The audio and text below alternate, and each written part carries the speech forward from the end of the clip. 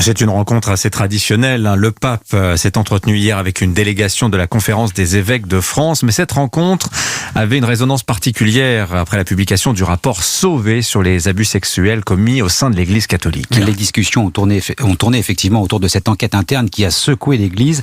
La commission Sauvé aurait d'ailleurs dû être reçue jeudi dernier. Entretien finalement annulé. Virginie Riva, comment s'est passée cette audience entre les représentants de la Conférence des évêques et le souverain pontife ?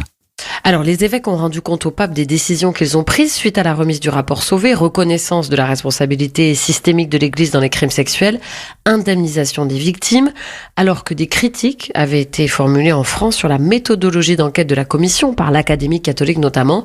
Le pape a fait savoir aux évêques qu'il allait bien recevoir la commission Sauvé, le signe d'un soutien total du pape pour Éric de Moulin-Beaufort, président de la Conférence des évêques de France. Et maintenant, nous pouvons affirmer, si quelqu'un en doutait, le soutien du pape. Parce que je dis si quelqu'un en doutait, parce que personnellement, j'en ai jamais vraiment douté du soutien du pape, parce qu'on en a quand même parlé plusieurs fois avec lui et moi personnellement, je n'ai pas de doute sur sa volonté que l'Église sorte d'une attitude ambiguë sur ces affaires et en particulier sur la manière de les mettre à jour et de traiter ceux qui s'en rendent coupables. Et aujourd'hui, sur l'attention à avoir aux personnes victimes, il a suffisamment insisté là-dessus déjà à plusieurs reprises.